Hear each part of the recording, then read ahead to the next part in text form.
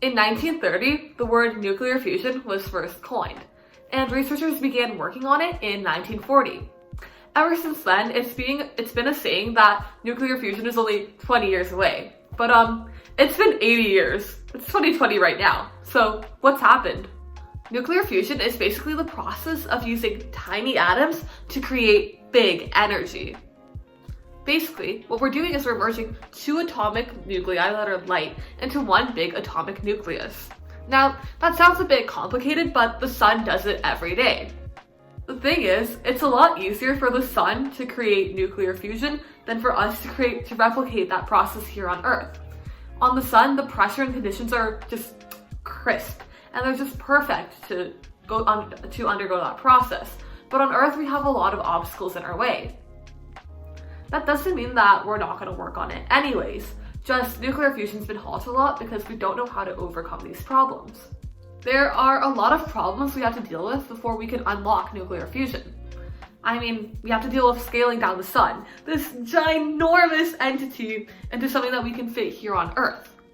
We have to deal with the huge parasitic power consumption that nuclear fusion requires, the risk of nuclear proliferation, and a bunch of additional disadvantages that just come up because of how complex the process is. So right now, there are two main ideas for powering nuclear fusion, and this is deuterium fuel and Tritium fuel. So deuterium fuel focuses around deuterium, as the name suggests, which is a special isotope of hydrogen. It's the most accessible of the two, and the problem with it is that it is not as easy to achieve a fusion reaction with deuterium. The temperatures have to be a lot higher, the reactivity is generally not as high as deuterium-tritium, so deuterium-tritium is favored. Deuterium-tritium is fuel that is based off of, once again as the name suggests, deuterium and tritium. Now tritium is interesting because it's an isotope of hydrogen that actually has 2 neutrons and 1 proton, which is why it's very rare to find in nature and very hard to get access to, unless we generate it artificially. One of the problems that comes alongside nuclear fusion is that deuterium-tritium fuel, one of the methods of powering nuclear fusion, cannot be replenished. Tritium is a really, really rare resource.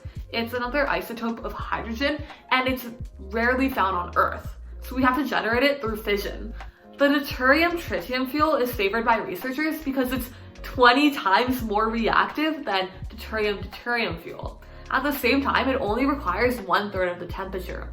Because of this, it's probably the only feasible approach to nuclear fusion for the next while.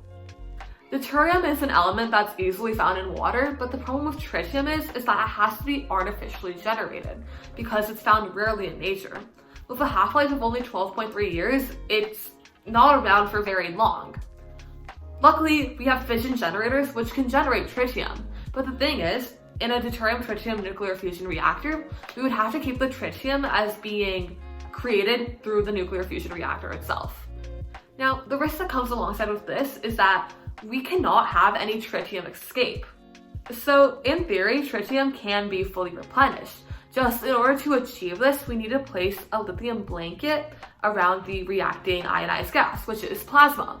The problem with this is that it can't just completely cover the plasma and completely cover the reactor, because there need to be spaces for things like vacuum pumping, beam and fuel injection, and a bunch of other things. Even if we don't fully cover the reactor, that's okay.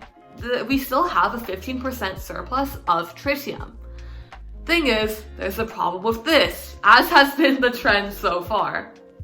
The thing is, in real life, we're gonna need to use that surplus for the incomplete extraction and processing of tritium being bred in the blanket. The thing is, right now, while we can replace the burned up fuel, we can't actually replenish the fuel supply. The way tritium works is that it likes escaping, and so the tritium that is burned up in the reactor, for example in a magnetic confinement device, it's not going to be burned up immediately within the first round. Only around 10% of tritium is used in the first reaction, and it needs to be scraped from the reactor around 10 to 20 times before we actually use up all the fuel. If just 1% of tritium can't be recovered and re-injected, then no matter how big the surplus from the lithium blanket is, we're actually losing, like, the lost tritium can't be made up. We're losing so much. And it's something that's super expensive to recover. So why can't we use fission reactors just to create that burned up tritium? Well, you know, the whole point of nuclear fusion is that we want it to be more sustainable and we want it to power the world. But if we use fission reactors, they have a whole bunch of like safety and nuclear proliferation effects associated with them. And they're not very environmentally friendly. If we can't fix the lithium blankets within the deuterium-tritium reactors, then we only have to assume that deuterium fuel would be the only feasible kind of fuel. But as we mentioned earlier, it's nowhere near as efficient and might not even be as feasible. But what if we were able to merge that lithium blanket with something stronger? What if we were able to integrate it into something else so that it would be able to encapsulate more tritium fuel? So I was thinking about this and I was like, you know what bonds really well with most substances? Oxygen. Lithium and oxygen have a great bond. They can create lithium oxide.